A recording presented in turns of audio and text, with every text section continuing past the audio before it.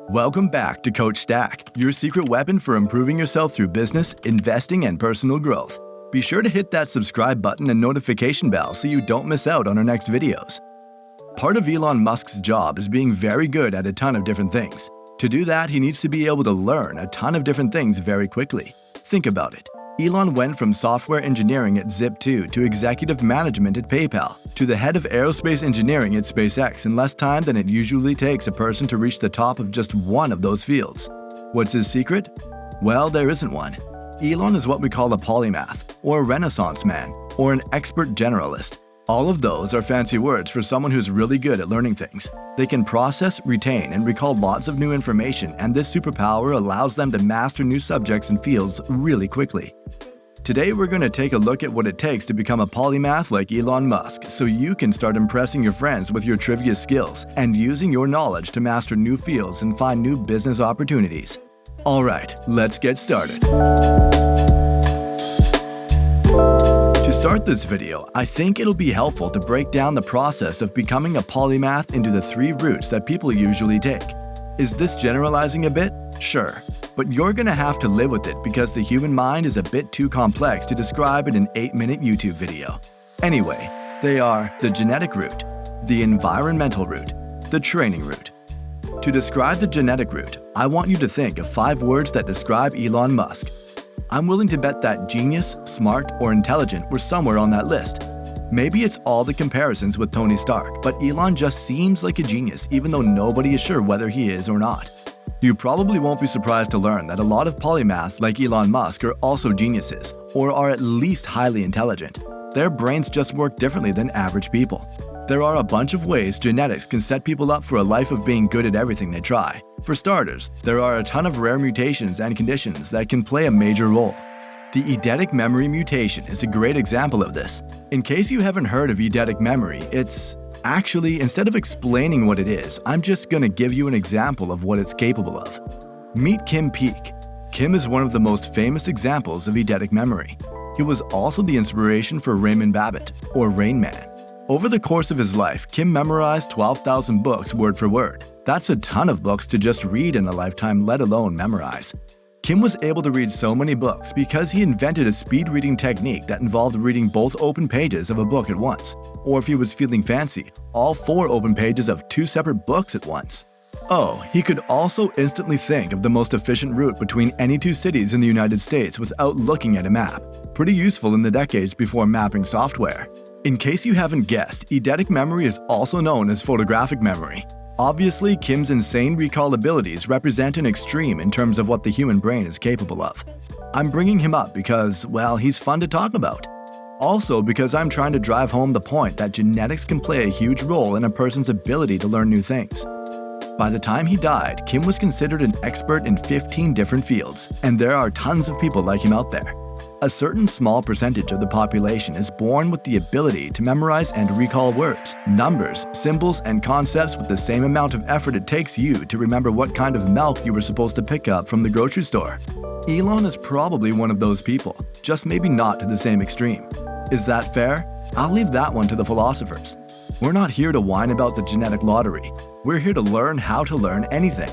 To do that, we're gonna have to accept our genetic disadvantage and move on to the things we can control, environment and training. Right off the bat, I just want to say that environment probably isn't the best word to describe this concept. I just couldn't think of a better one. Don't blame me, blame the genetic lottery. Anyway, what I mean by the environment is all the conditions you exist in on a daily basis. Where you live and work, what you eat, how you spend your time, etc. All these things are incredibly important when it comes to your cognitive ability and ability to learn. Let's start with a fairly obvious one, nutrition. Nutrition is a powerful tool when it comes to making us smarter or dumber. Scientists are starting to link things like omega-3 fatty acids, vitamin B, and caloric intake with overall mental health and ability. There are actually fully fledged diets like Mind, designed to maximize your mental potential.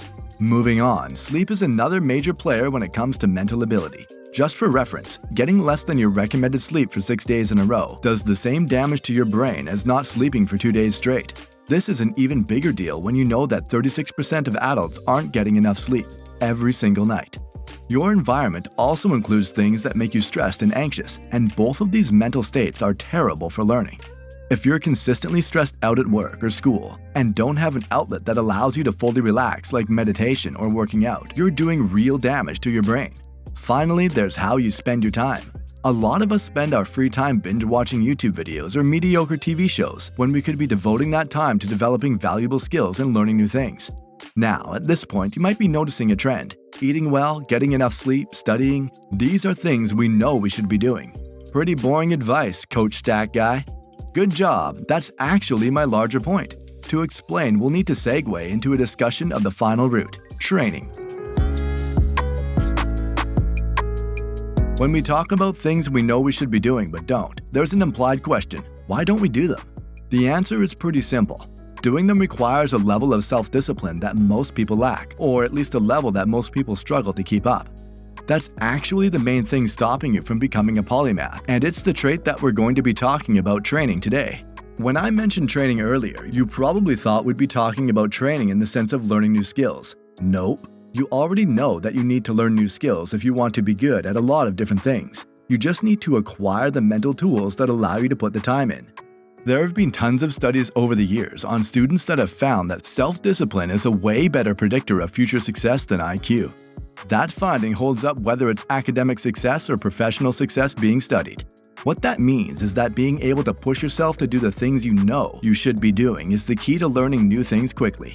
Elon has told tons of interviewers over the years that the main reason he's able to master so many fields and skills is that he finds the time to read tons of books and seek out new information. The real skill is the fact that he's able to make himself. So that leaves us with an important question. How do you become more disciplined? For starters, you need to think of discipline as a muscle. If you want bigger muscles, you go to the gym and exercise them. The same applies to self-discipline, except you don't need a gym membership. There are tons of exercises and tricks you can start to implement in your life to help get your self-discipline in shape. One is countdowns. The next time you find yourself facing something you know you should do but just don't want to, count down from 10 in your head. You know, like your parents used to do when you were doing something obnoxious as a kid. When you reach 0, do it. The countdown makes it easy to power through the initial hesitation. Another is putting yourself in uncomfortable situations. Doing things you don't want to do is probably the best way to exercise your self-discipline. If you like taking hot showers, take a cold one. If you're afraid of introducing yourself to people, talk to a stranger. Little actions like these will train your body to listen the next time you tell it to sit down and learn a new skill. Finally, you can set small goals. You're probably familiar with this one, but it's still worth mentioning.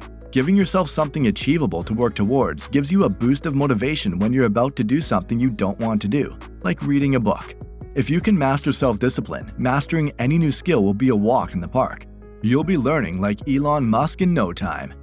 That's all for today's video. If you enjoyed it, don't forget to hit the subscribe button so you don't miss out on any Coach Stack content in the future. We'll see you next time.